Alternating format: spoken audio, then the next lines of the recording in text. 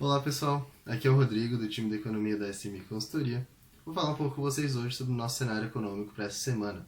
O IPCA de junho, que saiu na semana passada, deu uma acelerada em relação aos meses anteriores, depois de 2 meses de queda bem forte, mas ele continua apontando para uma inflação bem baixa agora para o ano de 2020.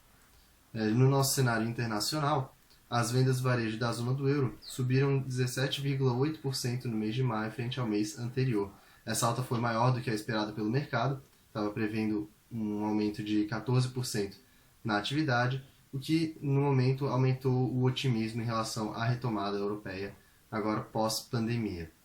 No entanto, a Comissão Europeia revisou para baixo a sua projeção do crescimento do PIB da região. Na verdade, eles estão prevendo uma contração um pouco maior do que previam antes. Eles estão projetando agora uma queda de 8,3% para o PIB da zona do euro, enquanto antes eles estavam projetando uma queda de 7,4%. Então tem aí um aumento também de pessimismo em relação à crise. O que a Comissão Europeia viu, na verdade, é que a queda provocada pela pandemia nos meses anteriores deve ter sido maior do que a que o mercado está projetando.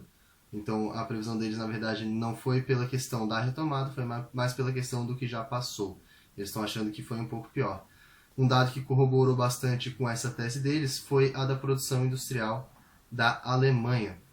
A Alemanha, que é a maior economia da região, maior economia da Europa, teve uma alta de 7,8% na sua produção industrial em maio. Embora isso pareça positivo, o mercado estava esperando um aumento bem maior, de 10%. Então, isso indica que realmente a atividade europeia não estava indo assim tão bem quanto se esperava, o que acaba dando mais força para essa previsão um pouco pior da Comissão Europeia. Já em relação ao conflito dos Estados Unidos e da China, na semana passada tivemos um novo episódio nesse atrito entre os dois países. Esse episódio não chegou a ameaçar o acordo comercial entre eles ainda, mas aumentou bastante a preocupação dos mercados em relação a esse tema. Os Estados Unidos e a China já vêm trocando farpas com uma certa frequência nas últimas semanas, e isso está preocupando bastante o mercado em relação ao acordo que eles assinaram no início do ano. Dessa vez o episódio foi em relação à região do Tibete. A China havia aplicado alguns impedimentos de acesso a diplomatas, jornalistas e turistas dos Estados Unidos na região, o que foi respondido com o governo norte-americano com uma restrição de vistos de funcionários chineses à entrada nos Estados Unidos. Por fim, a China acabou restringindo ainda mais os vistos a autoridades dos Estados Unidos, fazendo com que a situação acabasse ficando bem desconfortável entre os outros países.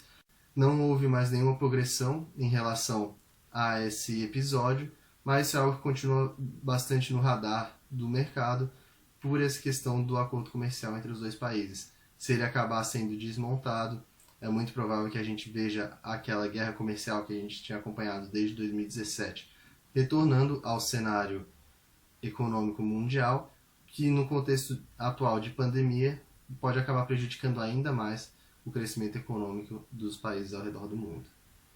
Aqui no Brasil, o destaque político da semana passada foi que alguns empresários e investidores começaram a pressionar o vice-presidente Hamilton Mourão, que também é o coordenador do Conselho Nacional da Amazônia Legal, para implementar medidas que reduzam o desmatamento na floresta amazônica.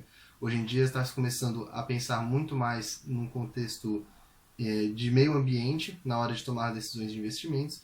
Então tem alguns empresários e investidores que estão ameaçando de desinvestir aqui do Brasil, ou seja, tirar o seu capital aqui do país, se não houver um comprometimento maior com as causas ambientais, principalmente em relação à Amazônia. A gente tem bastante desmatamento lá na região, então isso é algo que os investidores estão levando mais em consideração na hora de alocar o seu dinheiro aqui no país. Então, por isso, o Hamilton Mourão, junto com o Roberto Campos Neto, presidente do Banco Central, se reuniu com esses empresários e esses investidores na semana passada para conversar um pouco com a situação, tentar ver quais as melhores saídas, quais as melhores medidas a serem feitas para que eles continuem com os seus investimentos aqui no país. Relacionado a isso, na semana passada também foi anunciado que o Ministério Público Federal entrou com um pedido de afastamento do ministro do Meio Ambiente, o Ricardo Salles, alegando que ele está provocando uma desestruturação de políticas ambientais e esvaziando preceitos legais para favorecer alguns interesses que não são do meio ambiente. Então, com isso, eles dizem que o ministro não está agindo nos melhores interesses do país e da pasta do meio ambiente, fazendo com que, inclusive, a imagem do país em relação ao meio ambiente, aquilo que os investidores estavam reclamando, acabasse até piorando. Então, por causa disso, o Ministério Público Federal acabou pedindo esse afastamento de Ricardo Salles. Olhando para os indicadores divulgados na semana passada, as vendas do varejo cresceram 13,9% no mês de maio, frente ao mês anterior. Esse foi um aumento bem expressivo e muito maior do que o que estava prevendo o mercado. O mercado estava projetando uma alta de 5,9%. Essa alta foi basicamente devido à volta de atividades, então muitos comércios que estavam fechados voltaram a abrir e com isso acabaram tendo mais vendas. O mesmo princípio da produção industrial. Se você não está vendendo nada hoje e amanhã você vende alguma coisa, você teve um aumento muito substancial, mas isso não significa que você está retomando ainda a sua atividade. Na comparação com maio de 2019, por exemplo, o setor varejista continua apresentando uma queda de 7,2%. Se nós acompanharmos no gráfico, a média móvel trimestral, que aponta para a tendência da atividade, ele continua com uma tendência de queda, ou seja, ainda temos o impacto negativo da pandemia nessa atividade. Ainda assim, essa alta acima da projetada acabou aumentando bastante os otimismos no mercado na semana passada. Otimismo esse que depois foi prejudicado pelos dados do setor de serviços. O volume de serviços caiu 0,9% no mês de maio, frente ao mês anterior. Na comparação com maio de 2019, a queda foi de 19,5%, então essa queda acumulada pela pandemia está ainda bem grande. E a projeção que o mercado tinha para essa comparação anual era de 14,2%. Então, realmente, os dados de serviço vieram muito piores do que o mercado estava esperando. Essa dicotomia dos dados acaba trazendo algumas dúvidas na hora de nós olharmos para o nosso cenário. Será que já passou mesmo o pior da pandemia, já que os dados da venda do varejo vieram tão bons assim? Ou será que ainda não? Será que ainda vamos piorar um pouco mais, olhando aqui para o nosso volume de serviços? A questão é que nós estamos numa situação única e ainda não está muito clara a tendência desses meses agora e para onde que nós estamos indo. A atividade continua sendo retomada e interrompida de maneira intermitente. Várias cidades que abriram suas atividades estão tendo que fechar novamente. Algumas que elas estavam fechadas estão reabrindo. Então, isso acaba gerando uma confusão nos dados, em que, olhando apenas para esses dados dos últimos 2 meses, não dá de se chegar a uma conclusão certa de para qual rumo a nossa economia está tomando no momento. Então, é um momento ainda de se ter muito cautela ao olhar esses dados. Às vezes, sai um dado um pouco melhor, o mercado já fica mais otimista, sai um dado um pouco pior, eles voltam a ficar pessimistas, mas é porque realmente ainda não tem nenhuma clareza de para onde a nossa economia está indo nesse momento. É necessário mais dados sobre atividade econômica e acompanhamento até de dados de alta frequência, ou dados antecedentes, como também são conhecidos, para que a gente consiga pintar um quadro melhor de como está a nossa economia. As vendas de varejo, por exemplo, elas tiveram esse aumento forte em maio, porque em maio vários lugares reabriram as suas atividades de comércio. Se em algum momento elas forem fechadas, esse índice das vendas de varejo provavelmente vai cair novamente. O setor de serviços teve seu resultado negativo por aquela questão de ele ser algo mais pessoal e que acaba sendo bastante prejudicado pelas políticas de distanciamento social. Olhando para o dado mais impactante que saiu na semana passada, o nosso IPCA, o Índice Nacional de Preços ao Consumidor Amplo, apresentou uma alta de 0,26% em junho, depois de 2 meses de queda maior do que 0,30%. Então, essa inflação ela voltou a acelerar um pouco, tanto que no acumulado em 12 meses ela está maior agora em junho do que estava em maio, mas isso também não significa que agora a inflação vai voltar e que nós devemos nos preocupar novamente com inflação alta. Como que fica melhor para olhar esses dados? Nós economistas, assim como o próprio Banco Central na hora de fazer as suas decisões de política monetária, olhamos não só para o índice de inflação, mas também para os núcleos de inflação. O que são esses núcleos?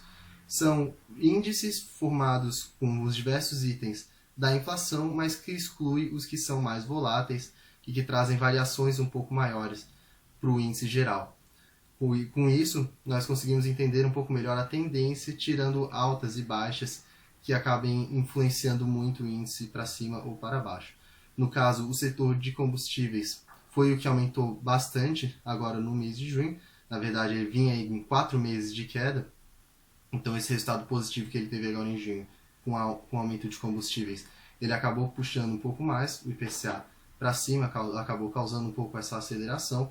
Mas como nós podemos ver, tanto no núcleo EX0 quanto no núcleo EX1, que são núcleos de exclusão, ou seja, eles excluem alguns itens que foram considerados mais voláteis, ambos continuam apontando para uma tendência mais baixa do nosso IPCA, ou seja, para uma tendência ainda de inflação muito baixa agora para o ano de 2020. O núcleo de dupla ponderação, que ele reduz o preço de itens mais voláteis, mas não os exclui, acabou apresentando aí uma estabilidade relativa em relação ao mês anterior, mas continua apontando para essa tendência um pouco mais baixa da nossa inflação. Olhando para esse conjunto de dados, nós podemos concluir que a inflação continua a níveis muito baixos, abaixo até da meta determinada agora para 2020, o que pode provocar mais um corte da taxa de juros nas próximas reuniões, conforme o Banco Central achar necessário. Lembrando que a premissa principal do Banco Central é manter a inflação dentro da meta, independente de atividade ou de qualquer outro indicador. O seu objetivo primário é em relação à inflação. Logo, com uma inflação assim muito baixa, é possível que aqueles cortes residuais a que eles se referiram na última reunião possam ser feitos a partir da próxima, de forma a tentar alcançar uma inflação mais próxima do centro da meta. Para essa semana, então, o que temos para acompanhar, no nosso calendário semanal econômico, não vai ter muitas divulgações aqui para o Brasil. O grande destaque vai ficar para o Índice de Atividade Econômica do Banco Central, o IBCBR. Já no calendário internacional, a semana será recheada de novos indicadores, mas o grande destaque vai ficar para o PIB da China agora no segundo trimestre. Então é isso, pessoal. Nós podemos esperar ainda um pouco de volatilidade no nosso mercado, principalmente no de renda variável, conforme novos indicadores forem sendo divulgados, principalmente por essa questão que eu comentei ali no meio do vídeo, de que ainda não se há uma certeza da real tendência que a gente está inserido no momento, se é uma tendência já de retorno ou ainda não. Então isso realmente vai trazer um pouco mais de variação agora para os nossos mercados. Além disso, para o mercado de renda variável, começa também a temporada de divulgação dos resultados de empresas listadas em bolsa, o que também vai contribuir para trazer uma certa volatilidade aí durante essas próximas semanas. Na semana passada, o índice Ibovespa, o principal índice da nossa bolsa, acumulou alta de 5,23% no mês de julho, enquanto o IMAB, nosso principal índice de renda fixa atrelado à inflação, acumulou alta de 2,32% no mês de julho até a sexta-feira passada. Caso vocês tenham alguma dúvida ou alguma sugestão, por favor, entre em contato com a nossa equipe, nós estamos sempre à disposição. Desejo uma ótima semana a todos e até a próxima.